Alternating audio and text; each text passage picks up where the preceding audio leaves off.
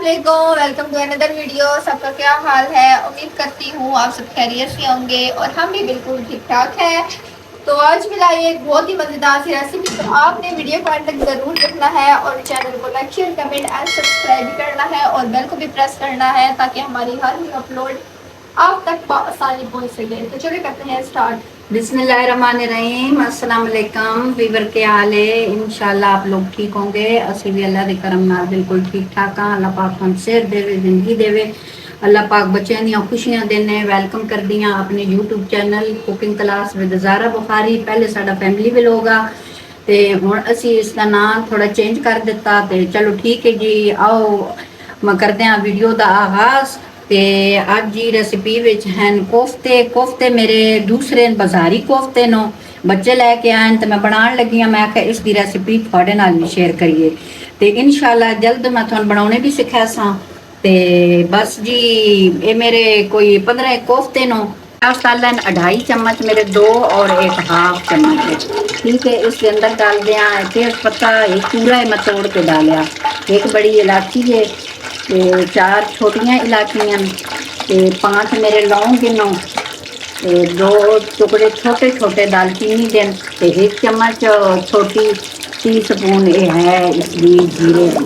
ठीक है, लहसुन थोड़ा कर लेने 1 चम्मच लहसुन, 1 चम्मच अदरक पाउडर,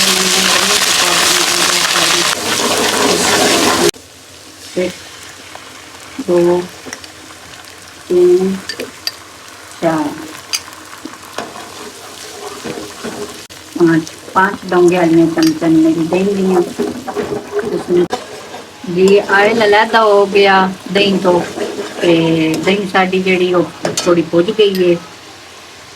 अरे आली चम्मच छोटी चाय आली ये मैं ना लिए खिसखास दी। ठीक है, 10 मेरे बदाम इन्हों उन्होंने अं गर्म पानी भिगो रखा, फिर उन्होंने छिलके उतार के फिर इन्होंने दोवां चीज़ों का पेस्ट बना लिया। ठीक है,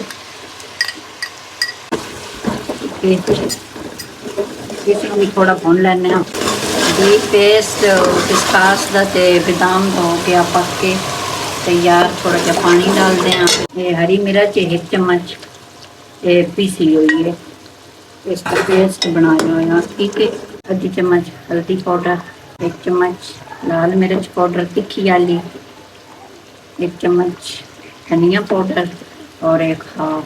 ठीक हो गया, आधी चम्मच दड़ा मिर्च और नमक रसबे का। ये वाली कलर वाली मिर्च पपरिका। इसकी करते हैं भुनाई। पपरिका थोड़ा और डाल सा ताकि इसका कलर अच्छा आए। आधी चम्मच और डाल दी। इसकी 3-4 मिनट भुनाई करते हैं, फिर मिलते हैं जी। मसाला माशाल्लाह भुज गया। इसके भी डालते हैं 3 मेरे प्याज आन, ज़्यादा बड़े ना दरमियाने ही आन। तो इस भी थोड़ा जहा मैं ना क्रश करके ना तो भी थोड़ा पानी पा लिया। ठीक है, ये डाल उन्हें भी थोड़ी करते हैं भुनाई। धो के 3 मिर्चा डालनी, खोल के नहीं डालनी। ठीक है, तो इसके भी डालते हैं पानी।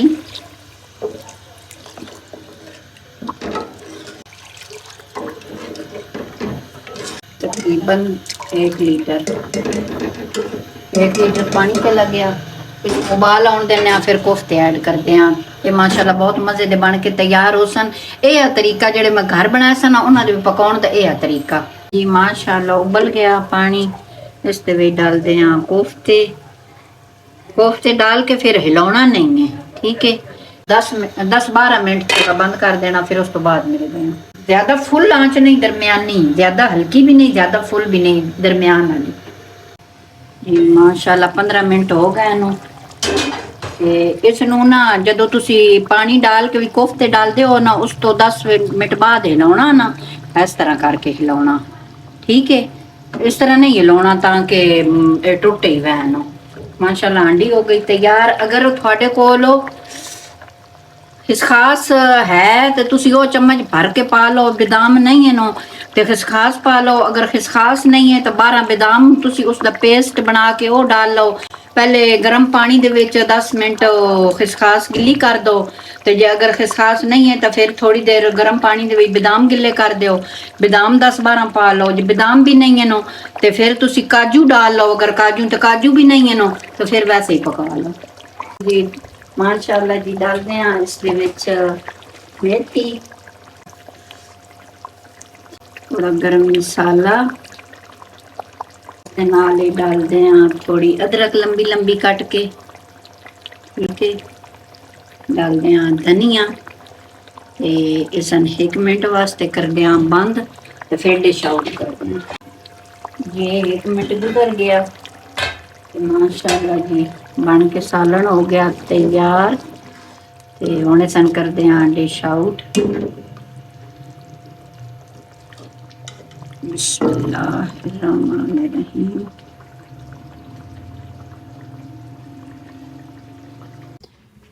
माशाअल्लाह जी कोफ्ते बन के हो गए तैयार। बीफ दे कोफ्ते नो ते बड़े मजे दे बने नो, तुसी भी बने आए जिस तरह मैं बनाए ने इस तरह बने आए। इंशाअल्लाह थोड़े भी मजे दे बन सन। इंशाअल्लाह मैं जल्दी थानू बनाने भी सिखा सा ते अल्लाह पाक खुश रखने जिंदगी देने। थोड़ा मैं दिल तो शुक्रिया अदा कर दियाँ, तुसी सन बहुत सपोर्ट कर रहे हो। अल्लाह पाक सेहत देने ते अल्लाह पाक थोड़े बच्चों की जिंदगी करने करे ते इस नेक दुआ दे नाल असी जी चाहने इजाजत मेरे वास्ते मेरी फैमिली वास्ते कराया दुआ ते अपना रखा है ख्याल। अच्छा जी, अल्लाह हाफिज, फी अमानिल्लाह। फिर मिलते हैं एक न्यू रेसिपी के साथ, तब तक के लिए अल्लाह हाफिज। चैनल को like share comment and subscribe जरूर कीजिएगा और बेल को भी जरूर प्रेस कीजिएगा ताकि हमारी हर न्यू अपलोड आप तक बआसानी पहुंच सके। खुश रहें, आबाद रहें। अल्लाह हाफिज।